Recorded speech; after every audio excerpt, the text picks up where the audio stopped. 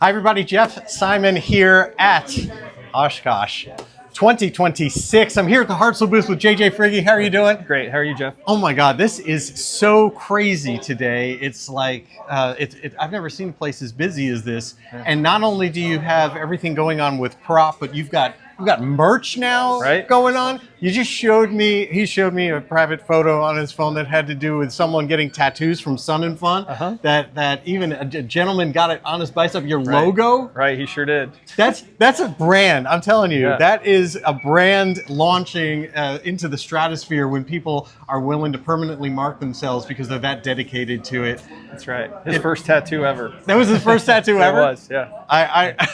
Okay, power to him, man. I love that, but hopefully he'll become a pilot and he'll put a Hartzell prop on his plane. For sure. We'll give him a discount. Absolutely. Well, I have to tell you, I love flying behind the Navigator prop on the Bonanza. I mean, there's so many different performance things. It's turbine smooth. It just is incredibly smooth. We even used a Dynavibe to balance the prop when we were putting it on, and I was really surprised how low it started and then how quickly it came into balance. Sure.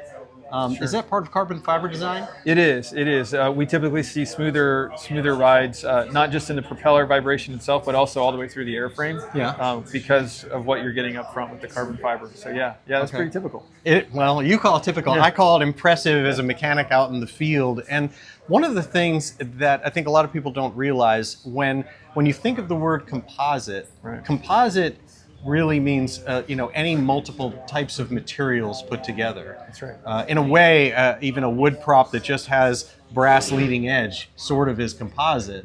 And so the word gets thrown around an awful lot, but there's an enormous difference, and I've seen it in maintenance, between what you guys do with your true carbon fiber propellers versus what competitors do with that. And we've got a shank cutout I want to show you here, because this is obviously, as you can tell by the color, a different manufacturer's model. But you're seeing the wood core here. Describe a little bit about this. Yeah, I mean, what we've got is essentially a wood core. So it's the main arrow shape is formed out of wood, and then it's retained into this aluminum shank with the lag bolts through the butt of the blade. And then as we're transitioning here to the arrow shape, you're going from one type of wood to another, so you got some finger joining going on, and then just a couple layers of moisture protection on the outside, either a glass wrap or sometimes a single piece carbon sleeve that is there for just moisture protection and paint. Well, I think that's the surprising thing is people look at that and they think they have like a true like either carbon fiber or fiberglass propeller or something like that, and it's really not. And if you get any penetration in this, you have to worry about the wood becoming moist. That's right. And so you have to take care of it right away, and that could happen at the beginning of your flight, taxiing out. You don't even know till after your land. But let me show what really matters here is about your technology, not really about the old stuff. Right. And when we look at that, take me through this very, very different design. Right. So here we've got the carbon fiber where you've got dozens of layers, which is the black material here, over a very rigid and strong foam core. You've got a retention system down here in the base of the blade where it's a true wedge. So you're creating its own retention where you don't have to worry about the lag bolts maintaining the integrity of the blade.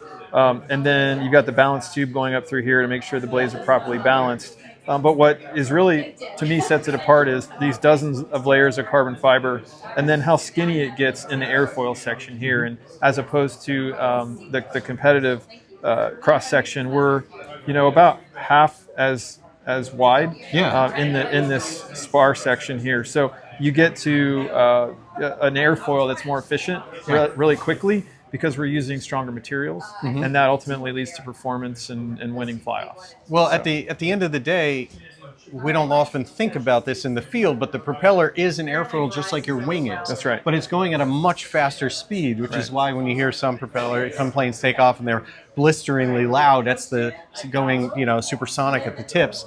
You have the ability of shaping that in that ideal way, as you just mentioned. And I've seen that in the designs. That's why they're sort of like wide and thin and have that sexy look that they can do. Right. And that's this. I'm going to show this a little closer up. But that's this material that we actually have. And the actual, you can see how thick that is. As a mechanic, one of the things I didn't expect when you came out with these, and that I really appreciate, is how serviceable these are in the field. Yes. Tell me a little bit about the repair process, because we don't even have to send it in for that. Right. So we have a great online resource of materials on our website for minor overhaul or minor repair of composite blades, carbon fiber blades, excuse me. And that can be done right on wing. Yep. But what really sets these apart is when you combine the strength of the carbon fiber with the nickel cobalt lead edge, we typically don't see many instances where you've got a concern about a nick or a blemish or a scratch or anything like that on the blade. So you can surface those out on wing, but in many cases, you're going to prevent yourself from picking up any sort of FOD or any sort of event you need to worry about because of the carbon fiber itself. So at the end of the day, one of the biggest things is that you're really not limited as much as you are with an aluminum propeller, because you're not taking material off. That's right. You're anything that you're doing, you can add material back to it. And of course, you make aluminum propellers; they're great. Yep. But at the same time, this has that ability that's really not life limited. Right. There aren't like a number of overhauls, which is something that you certainly have on the aluminum blade. And while we're talking about repair, there's been some big changes that I've been reading about with Hartzell Global Services on that idea of repair. Tell me about that, because people putting their props into a prop shop right now, I think that generates a lot of fear. Sure. In an owner. Yeah, absolutely. There's always a bit of anxiety and sometimes the potential for surprise when you take your propeller in and you get that quote for overhaul. Yeah. Well, what we've done with Hartzell Global Services is we've actually now have a directly owned by the factory network of repair stations across the US, Canada, and the UK into England now, that are all operating under what we call Hartzell Global Services. So shops like American Propeller in California and Texas Aircraft Propeller in Texas, Audison Propeller in Arizona, Tiffinair up in Ohio, and several others. This network called Hartzell Global Services is really engaged in cutting out that surprise factor for customers. Because we're the factory, we have access to parts, we can flat rate an overhaul and say, let's say you have a Bonanza prop.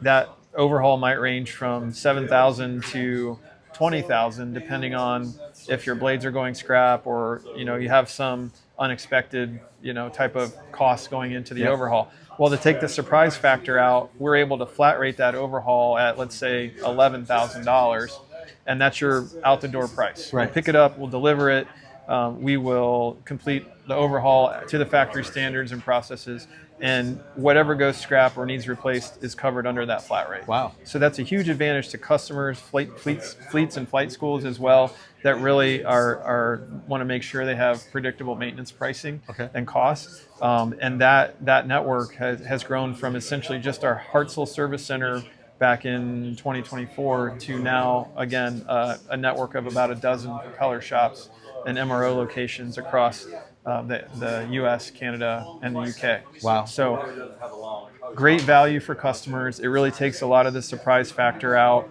And it's a convenience that is important, and it drives value around shortened lead times as well. We have exchange pools or loaner props. And people can upgrade, right? They can purchase if they want. Absolutely. All of our locations are equipped to handle upgrades as well, whether that's through the top prop catalog or whatnot. So yeah, it's a really great network. Nobody else in the industry can offer that type of service. We also do governor overhauls. We do wheel and brake, landing gear, and some light engine maintenance at those facilities as well. So. I love it. And I mean, we think about when you put in your engine for an overhaul, you always think like, well, maybe it's time to improve. Maybe I can use an STC and upgrade. Maybe I can do something about that. Well, now you can do it on a prop. Yeah. At the same time, you can say, what is it going to cost to overhaul? What am I looking at with this? But what's my next step up if I actually want better performance? And you can present both, or you can say, well, do a flat rate or do it based on what we find. Yep, you bet. Awesome. You bet. So what else is new here at the show? Yeah, you mentioned aluminum props, so I'll start with that. We just STC'd a two-blade aluminum 88-inch prop on the Cessna 180 series. Nice. It's really geared towards, going to the Alaska Airmen Show every year and seeing what they're doing on skis and floats and regular traditional gear. The need to get a prop that gets out and it's up quickly. So this is a 5% increase in climb rate, 5% shorter takeoff roll, no loss in cruise speed. Nice. Really geared towards that utilitarian crowd flying the 180s on the Cessna. So we're excited about that. We've already sold a handful of those, and it's starting to. We think we're going to get some good traction, especially again in that backcountry and Alaskan environment. Well, you're big in backcountry. You've got the also the Whirlwind line, right, for the smaller aircraft as well. I heard you're expanded, so now you're reaching more Bonanzas with the Navigator prop. That's right. We just expanded the Navigator STC, which I believe you in your Bonanza. It's available on 4,000 more Bonanza models now, from A36s to the turbocharged A36s and G36s. So we're excited about that. Nice. It's a really good performer as well, as you know, and we're excited to expand the offerings there. We've certainly got a lot going on. I'll tell you a quick tip. I don't even know if it's one of your things that you guys use as a selling point of the Navigator, but you've got all that bite, which I know we've seen on your props with the Whip Air when they do things on the Caravan. We've seen like what matters in climb. But we did a really, really cool video landing on the ice at the ice runway over the winter. Nice. We did that with Michelin on their Pilot tires. But that Navigator prop just slows you down too. It gives you that ability to come in and really slow everything down and land. So it made a difference for us being able to do that cool landing. Very cool. Excellent. Well, if you're here, be sure to come at the show, AirVenture 2026.